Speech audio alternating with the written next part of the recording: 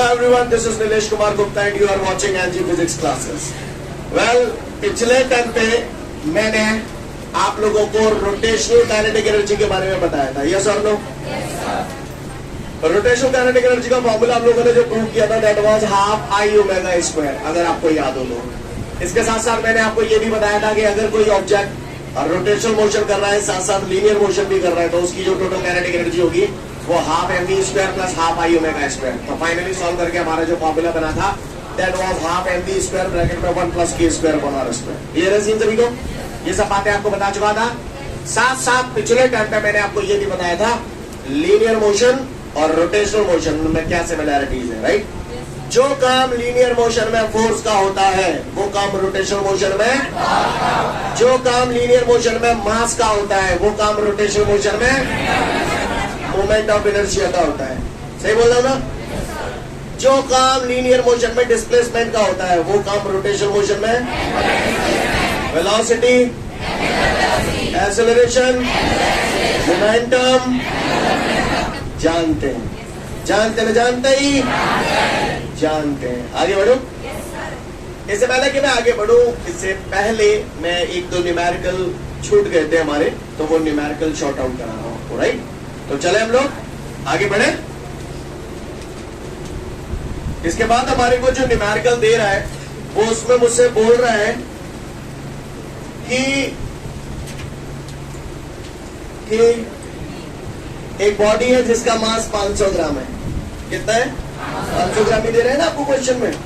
There is a body of mass 500 gram. ऐसा लग रहा है आधी किलो की बॉडी है. 500 ग्राम में ऐसे लिख दो 0.5 किलोग्राम. बोलो भाई. कुछ गलत क्या नहीं मैंने तो क्या दी हो तो बताओ. ना ने तो फिर सुनो आप जिनको बदलना आता है या तो 500 ग्राम वैसे ही पता पड़ रहा 0.5 किलोग्राम लिख दो. बुरा तो नहीं लगेगा? वैसे ग्राम को किलोग्राम में बदलना आता है. आओ बदल लेते हैं. 500 ग्राम को किलोग्राम में बदलना है तो किलो का मल्टीप्लाई, किलो का डिवाइड. किलो कितना होता है? 1000. बुरा तो ना लग रहा? 2 0 2 0. 5 1 5 5 2 10. 1/2 बोले तो 0.5 किलोग्राम. सीन क्लियर है? आप डायरेक्ट लिखना चाहते थे तो डायरेक्ट भी लिख सकते थे. ठीक है? तो वो कह रहा है एक बॉडी का मास 500 ग्राम है. कितना कह रहा है? Mass of the body is 500 ग्राम.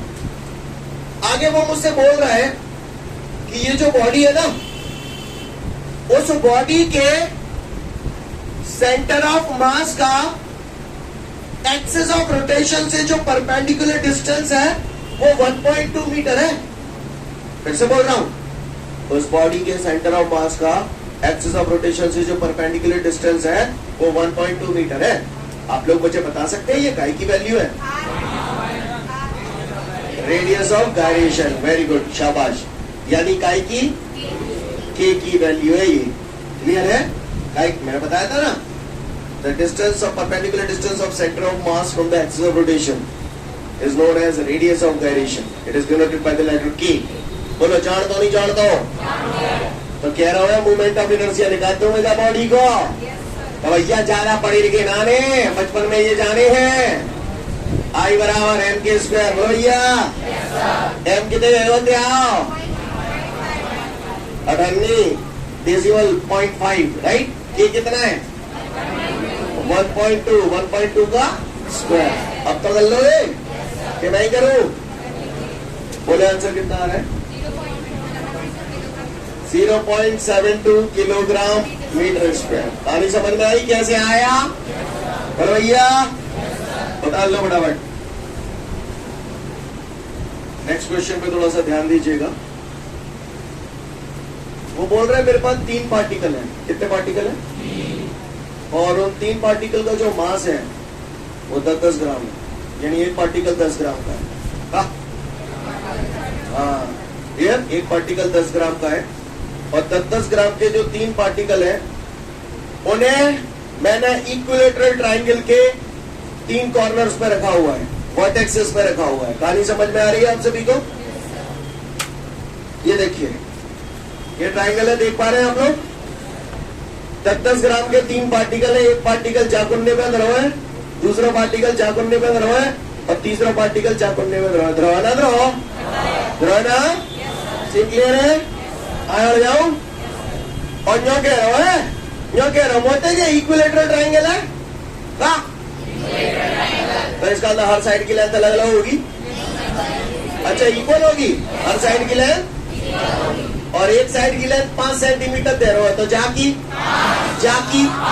पक्का ठीक है, अच्छी बात है। अगर इतने नहीं समझ में आ रही है तो फिर बात ही का आई ने ये ट्राइंगल बना दिया मैंने, सोच समझ के जवाब दे रहा, चूतियों की तरह रिएक्ट मत करना। ये इसके वर्टेक्सेस है, जहां पे 10 ग्राम, जब पे 10 ग्राम, जब पे 10 ग्राम, इन पार्टिकल्स को M1, M2, M3 ऐसे मैंने नाम दे दिया। Right clear? काउए को परेशान। अच्छा इक्विलेटरल ट्राइंगल कह रहा है, तो वो माने ना इक्विलेटरल ट्राइंगल की हर साइड बराबर होती है, होती नहीं होती? एक साइड में 5 सेंटीमीटर दे रहा हूं, 5 ही दे रहा हूं ना, ये 5 है तो जो 5 है, जो 5 है नहीं है? है ठीक है, ठीक है चलो आगे। इसको गोली मारो, आप समझ गए ना? इस साइड को मैं ऐसे ए से डिनोट कर दूं, साइडों को ए से डिनोट कर दूं, बुरा तो ना लग रहा तुम्हें? लग जाए, मैं क्या कर दूंगा मैं, क्लियर है?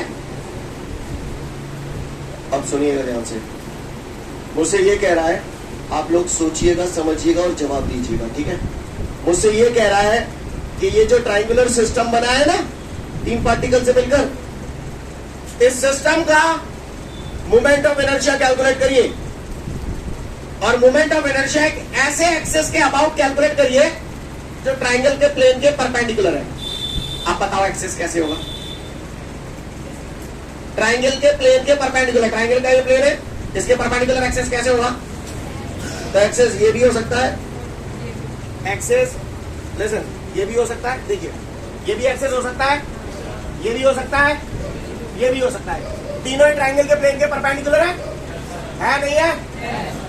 तो वो कह रहा है कि ऐसे एक्सेस के about moment of inertia calculate कीजिए जो किसी एक वर्टेक्स से पास होता हो और ट्राइंगल के प्लेन के परपेंडिकुलर हो।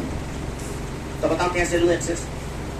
किसी एक वर्टेक्स से पास होता हो और ट्राइंगल के प्लेन के परपेंडिकुलर हो, तो कंडीशन के हिसाब से ये एक्सेस मैंने सही बनाया है क्या? है? फिट बैठ रहा है?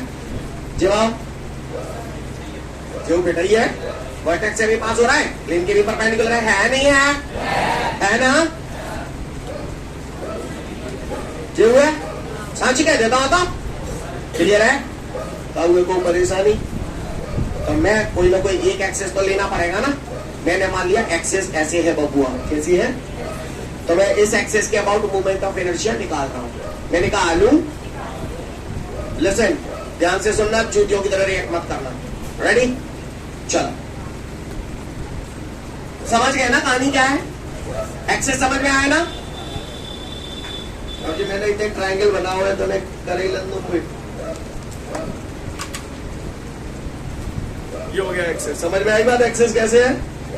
एक वर्टेक्स से पास भी दिख रहा है ना सबको ऑनलाइन वालों, एक वर्टेक्स से पास भी हो रहा है, ट्राइंगल के प्लेन के परपेंडिकुलर भी है। सीन क्लियर है? अब बोर्ड में ऐसे एक्सेस बना दे होगा की तो क्या बताऊंगा यहाँ पे, समझ गए हुए? क्लियर है? चलो अच्छी बात है। अगर इतने ही समझ रहे हो तो फिर बात ही का आई, सोच समझ के जवाब देना। क्लियर? पूरी बॉडी का मोमेंट ऑफ इनर्शिया का फॉर्मूला मेरे बचपन में पढ़ा था, आई बराबर सिग्मा एम स्क्वायर। बोलो भैया सही बोल रहा हूं? चलो चुन चुन के आई बराबर, गौर से देखिएगा, सिग्मा एम आर स्क्वायर, जहाँ 3 पार्टिकल है ना? तो ऐसे लिखूं M1 R1 square plus M2 R2 square plus M3 R3 square. ये मैंने कुछ करो ना, मैंने फॉर्मूला दे रहा हूँ भैया, कुछ करो ना, मैंने कुछ करो ना भाई। क्लियर है? चलूँ आगे?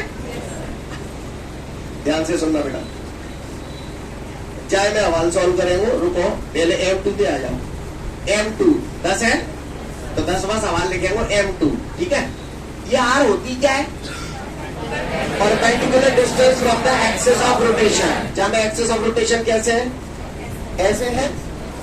तो आप ही बता दो इस पार्टिकल की एक्सिस ऑफ रोटेशन से परपेंडिकुलर डिस्टेंस कितनी है? यानी ये वाली ए है, बोलो यही है ना? एक है नाने कहा। आओ चलो पिलास M3 जीरो R3 तुमने बता दी तो मैं तुम्हें मान जाऊं। R3 क्या परपेंडिकुलर डिस्टेंस फ्रॉम एक्स और रोटेट कितने है?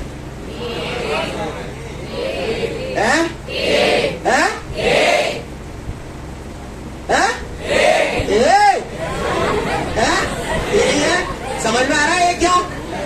चूतियों बता दे वो। अब बताओ अगर तुमने ये वाकई में समझ में आ गया होगा तो अब जाए बताओ। अब मैं M1 पार्टिकल की बात कर रहा हूं तो M1 पार्टिकल जी रहा हूं। अब इसका एक्सिस ऑफ रोटेशन से परपेंडिकुलर डिस्टेंस बताओ। अरे वाह मैं मर जाऊं 100 बार कसम से। समझ में आया? जीरो क्यों? क्योंकि ये पार्टिकल खुद ही एक्सिस पे धरा है तो एक्सिस ऑफ रोटेशन से परपेंडिकुलर डिस्टेंस कितना हुआ इसका? शाबाश बहुत ऊपर जाओगे आप लोग। जीरो स्क्वायर है तो स्क्वायर समझ में आ गई? खाओ कर ले है वहां फिर जीरो का स्क्वायर डबल जीरो और जीरो का M1 से मल्टीप्लाई करूंगा तो जीरो। M2 कितने है? A कितने है? 5 का स्क्वायर 2 5 क्लियर है? सही बोल रहा हूं ना? पिलास M3 10 A 2 5 सही क्लियर है? 25 10 से टेबल आता है तुमको 25 का? 250 कितना हो गया? 500 में जीरो जोड़ूंगा तो सब जीरो हो जाएगा। 500 gram centimetre square. I hope you understand guys. Do you understand that? You better understand. Note it down. इसके बाद हमारे सामने अगला क्वेश्चन है drive the relationship between torque end moment of inertia. मैं ये जानता हूं कि टॉर्क का फॉर्मूला टॉर्क को हम लोग टाउ से डिनोट करते हैं और मोमेंट ऑफ इनर्शिया को हम लोग आई से डिनोट करते हैं। सही बोल रहा हूं? तो मुझसे कह रहा है कि मैं टॉर्क यानी कि टाउ और मोमेंट ऑफ इनर्शिया यानी कि आई इनके बीच में रिलेशन डेवलप करूं। अब जैसे मुझे नहीं मालूम, कल मैंने बताया था जाते जाते आपको, मुझे नहीं मालूम इनके बीच में क्या रिलेशन है, तो मैं ये जो टर्म लिखी है ये रोटेशनल मोशन की है या लीनियर मोशन की है? रोटेशनल मोशन की। अगर मुझे नहीं पता चल पा रहा है कि इनमें क्या फॉर्मूला है तो मैं रोटेशनल मोशन से सीधा लीनियर मोशन में चला जाऊंगा। तो लीनियर मोशन में टॉर्क की जगह क्या आता है? मोमेंट ऑफ इनर्शिया की जगह क्या आता है? मास। अब मुझे ये जरूर मालूम है कि फोर्स और मास के बीच में ये फॉर्मूला होता है, force is equal to mass into acceleration. अब जब ये पता चल गया तो मैं वापस लीनियर मोशन से रोटेशनल मोशन में कूद जाऊंगा। तो फोर्स की जगह टॉर्क, मास की जगह मोमेंट ऑफ इनर्शिया और एक्सेलरेशन की जगह एंगुलर एक्सेलरेशन। यानी मेरे को ये फॉर्मूला प्रूव करना है। कहानी समझ में आ रही है? क्लियर? उसने बोला है drive the relationship between torque end moment of inertia. तो ये रिलेशन आ गया टॉर्क और मोमेंट ऑफ इनर्शिया के बीच में, टाउ बराबर आई अल्फा। यानी मेरा टारगेट मुझे ये लाना है, टाउ बराबर आई अल्फा। कहानी समझ में आ रही है आप सभी लोगों को? अगर इतने नहीं समझ में आ रही है, लाल आ रही है, तो मुझे एक बात बताओ, रोटेशनल मोशन में जब कोई बॉडी घूमती है तो उसके अलग अलग पार्टिकल की एंगुलर वेलोसिटी कैसी होती है? सेम होती है। आपको समझ में आता है? मैंने जिस दिन रोटेशनल मोशन पढ़ा था पहले दिन ही बात बता दी थी। एंगुलर वेलोसिटी अलग अलग पार्टिकल्स की कैसी होती है?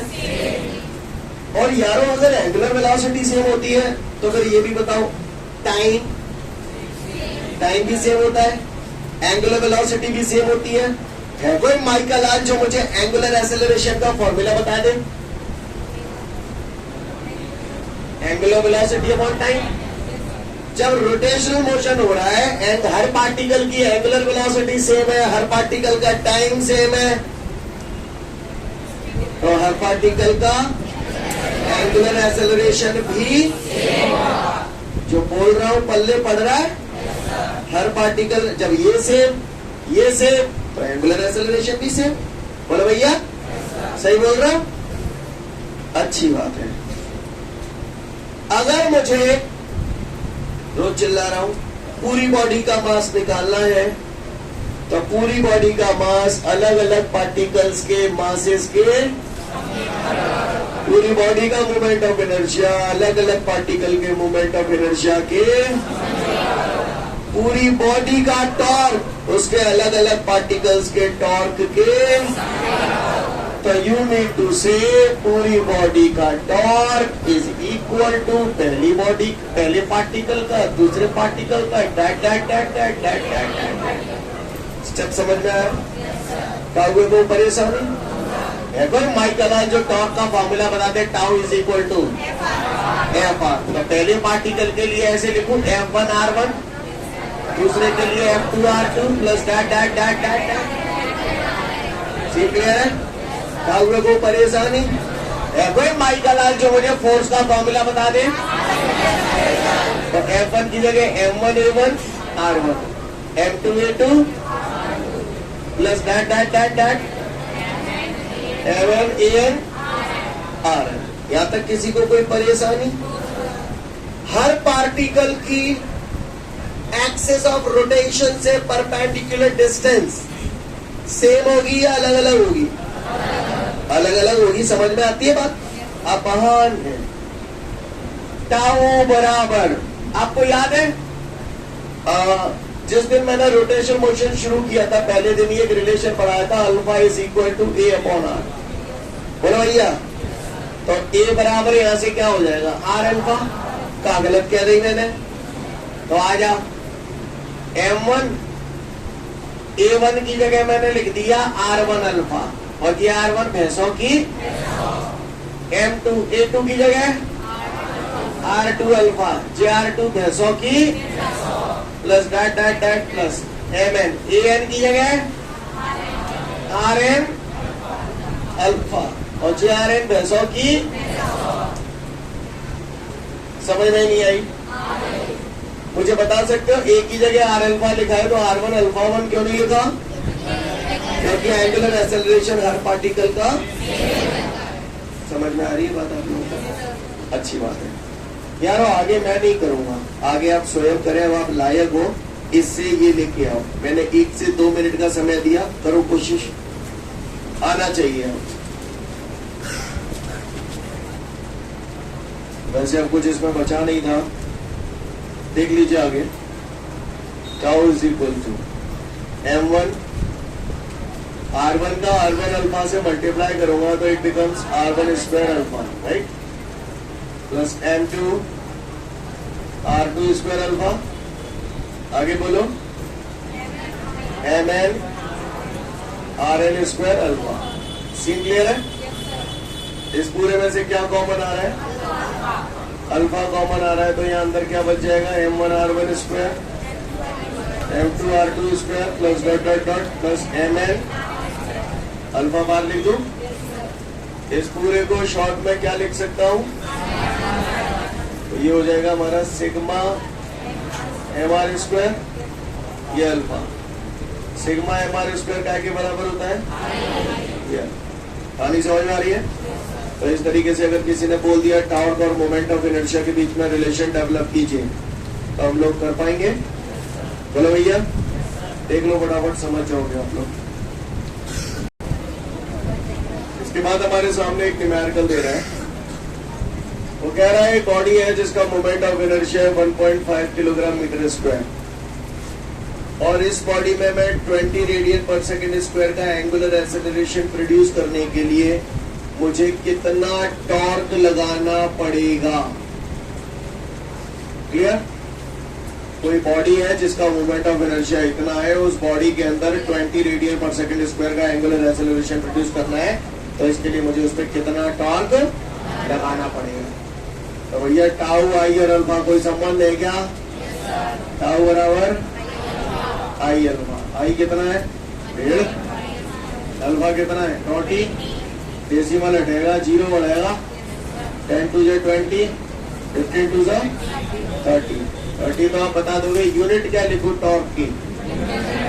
Newton metre. नोट्स अंदर लिखिए ताते, है ना? है कमीना वो तो ठीक है, लेकिन तुम्हें कैसे पता चला न्यूटन मीटर होगी? क्योंकि टाउ बराबर F होता है। F फोर्स है, फोर्स की यूनिट न्यूटन, R डिस्टेंस है तो मीटर। नहीं आई? बता लो बराबर। इसके बाद हमारे सामने अगला क्वेश्चन है, define angular momentum and drive the necessary relation for it and which type of quantity it is, है ना। और इसका यूनिट डायमेंशन फॉर्मूला वगैरह सब बताना है, ठीक है। तो से सुनिएगा, एंगुलर मोमेंटम। एंगुलर मोमेंटम का जो डेफिनेशन है वो दो तरीके से हम लोग दे सकते हैं। पहला डेफिनेशन जो है फॉर्मूले के भी आप पे, दोनों ही फॉर्मूले के भी आप पे गौर से देखिए। एंगुलर मोमेंटम को लेटर एल से डिनोट करते हैं और इसका फॉर्मूला होता है एल बराबर पी आर। क्या होता है? एल बराबर पी आर। पी यहाँ पर लीनियर मोमेंटम है, आर जानते ही perpendicular distance from the axis of rotation. कोई पट्टा अगर मुझसे पूछे कि एंगुलर मोमेंटम क्या होता है तो हम उसे बोलेंगे angular momentum is equal to the product of linear momentum and perpendicular distance from the axis of rotation. Clear है? क्या बोला मैंने? Angular momentum is equal to the product of linear momentum and perpendicular distance from the axis of rotation. Scene clear है? दूसरी बात, इसका दूसरा definition जो बनता है, आपको याद है एक दिन मैंने आपको बताया था जहां पर भी टाइम का डिवाइड होता है वहां एक वर्ड आ जाता है और मूवमेंट कहां पर आता है? जहां पर डिस्टेंस का मल्टीप्लाई हो जाता है वहां एक वर्ड आ जाता है मूवमेंट। आपने देखा था मूवमेंट ऑफ फोर्स, उसको टॉर्क भी बोलते थे अगर याद हो तो। मूवमेंट ऑफ फोर्स में डिस्टेंस का मल्टीप्लाई हो गया था, एफ आर, टॉर्क आया था। यहाँ पर लीनियर मोमेंटम में डिस्टेंस का मल्टीप्लाई हो रहा है। तो एंगुलर मोमेंटम का एक डेफिनेशन और बनता है जिसे हम बोलते हैं मूवमेंट ऑफ, मूवमेंट बोल दिया यानी आर का मल्टीप्लाई हो गया, movement of linear momentum is called angular momentum. Clear? दो डेफिनेशन है। पहला, movement of linear momentum is called angular momentum. Movement of linear momentum, movement of linear momentum बोल रहा हूं तो लीनियर मोमेंटम में डिस्टेंस का मल्टीप्लाई हो गया, तो movement of linear momentum is called angular momentum. या फिर the product of linear momentum and perpendicular distance from the axis of rotation is called angular momentum. It is denoted by the letter L. Momentum का formula मैंने बचपन में पढ़ा था, mass into velocity. Yes और no? तो ये भी मोमेंटम का एक फॉर्मूला हो गया एंगुलर मोमेंटम का, एल बराबर M V R. V velocity है, वेलोसिटी कैसी क्वांटिटी है?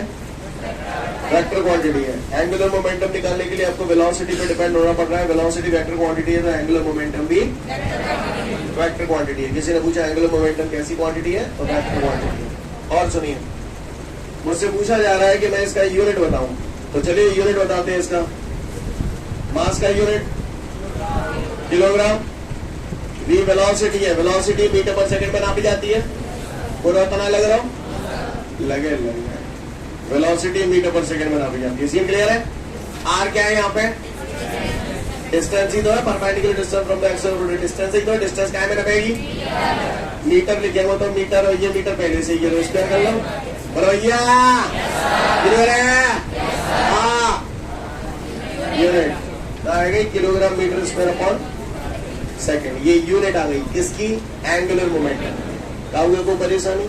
और सुनो, डायमेंशन फॉर्मूला निकाल दे तो किलोग्राम का डायमेंशन फॉर्मूला क्या होगा? कैपिटल है मास, मीटर को मीटर लेंथ होती है ना, कैपिटल है, स्क्वायर है तो स्क्वायर। सेकंड का क्योंकि हमें मालूम है सेकंड टाइम होता है तो टाइम का क्या लिख दूं? Capital T. टी पे पावर कुछ नहीं है तो 1 ऊपर ले जाऊंगा तो एम एफ स्क्वायर टी की पावर -1। ये इसका कौन हो गया? Dimension formula. क्लियर? तो किसी ने पूछा एंगुलर मोमेंटम क्या होता है तो हम उसे बोलेंगे moment of linear momentum is called angular momentum. It is denoted by the letter L. It is a vector quantity. Its unit is this and its dimension formula is this. Clear है? वैसे angular momentum की एक unit और होती है जिसे हम बोलते हैं जूल इनटू सेकंड। क्या बोलते हैं? और फिलहाल आप इतना कर लो, बहुत पर्याप्त है, पढ़ो इसे फटाफट। इसके बाद हमारे सामने अगला क्वेश्चन है, drive the relationship between angular momentum. Angular momentum बोले तो एल और मोमेंट ऑफ इनर्शिया। यानी वो मुझसे ये चाह रहा है कि मैं एक ऐसे फॉर्मूले को डेवलप करूं जिसमें एंगुलर मोमेंटम आए, यानी एल आए और आई आए, मोमेंट ऑफ इनर्शिया। समझ गए? अब मोए ना मालूम ये कहा हुआ तो मैंने तरीका बता दो ये रोटेशनल मोशन में, तो पहले तो लीनियर मोशन में कूदो, फिर देखो फिर में का रिलेशन होती है, फिर वापस रोटेशनल मोशन, समझ गए? तो सोचो ये क्या फॉर्मूला हो सकता है, आपकी ईमानदारी आपके साथ देखना मत। क्लियर? समझ गया ना मैं क्या कह रहा हूँ? पहले तो जाते उसमें कूदो, नहीं बताऊंगा, समझ गया ना? मैंने जुगाड़ बताई थी कल, तो जुगाड़ को अप्लाई करो, सोचो ये फॉर्मूला क्या हो सकता है एल और आई के बीच में, सोचो। 2 मिनट का समय दिया आपको। जिन लोगों का आ गया अच्छी बात है, जिनका नहीं आया इधर देखें। मुझसे कहा जा रहा है मैं एंगुलर मोमेंटम और मोमेंट ऑफ इनर्शिया के बीच में रिलेशन डेवलप करूं। मुझे ना मालूम का रिलेशन है, तो मैं तुरंत एंगुलर मोमेंटम की जगह linear momentum, moment of inertia की जगह मास, मोमेंटम और मास में मुझे मालूम है ये फॉर्मूला आता है, momentum is equal to mass into velocity. Clear? आप बना दो वापस। ये कौन से मोशन में, लीनियर में या रोटेशन में? अब फिर से रोटेशन मोशन में पूछ जाओ तो मोमेंटम की जगह, मास की जगह, वेलोसिटी की जगह, सिर नहीं बता रहे हो? सही जा रहा हूं मैं? तो अब तुम्हें बाहरों में नहीं चलो, चलोगे बाहरों में? काय मुझे कैसे भी करके क्या फॉर्मूला प्रूव करना है? एल बराबर आई ओमेगा। मुझे ये लेके आना है, मैं लाऊं, मुझे मेरा टारगेट जो है वो ये है, एल बराबर आई ओमेगा। मैं कुछ नहीं करूंगा, जो भी करना है आपने ही करना है। पूरी बॉडी का मास, उसके अलग अलग पार्टिकल्स के मासेस के, पूरी बॉडी का एंगुलर मोमेंटम, उसके अलग अलग पार्टिकल्स के एंगुलर मोमेंटम के सम के बराबर होता है। यानी फाइनली मैं यहाँ क्या लिखूंगा? एल बराबर एन 1 प्लस एल 2 प्लस डेट प्लस एल एन। बोलो भैया, सही बोल रहा हूँ? मैंने हवाले ताजा पढ़ी है एंगुलर मोमेंटम का फॉर्मूला, एल बराबर M B R, P R या फिर एम बी आर लगा दू डायरेक्ट, पूरा तो नहीं लगेगा। L1 की जगह M1V1 R1, L2 की जगह MM की जगह, सीन क्लियर है? काबुए को परेशानी क्या कर रही हो? आगे बढ़ो। L इज इक्वल टू, गाँव वालों, M1 मैंने बचपन में पढ़ा था, ओमेगा बराबर V अपॉन R, तो V बराबर आर ओमेगा। बोलो कहा गलत करता हूं मैंने? तो V की जगह आर ओमेगा रखेंगे तो R1 omega R1, M2, V2 की जगह R2 ओमेगा R2। आगे बोलो,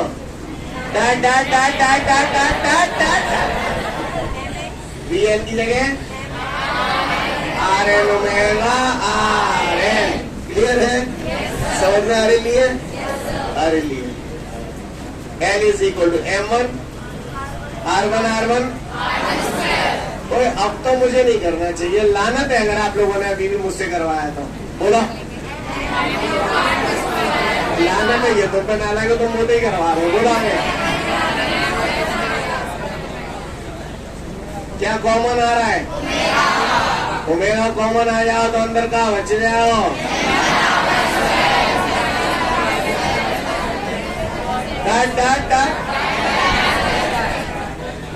सीन क्लियर है?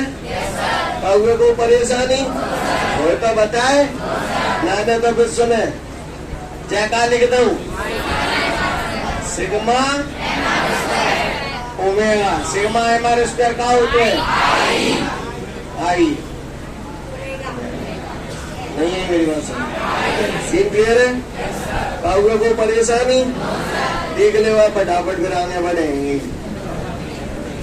ठीक है, तो फिर आज के लिए पर्याप्त है, कल फिर मिलते हैं। Thank you everyone, have a great day to all of you guys.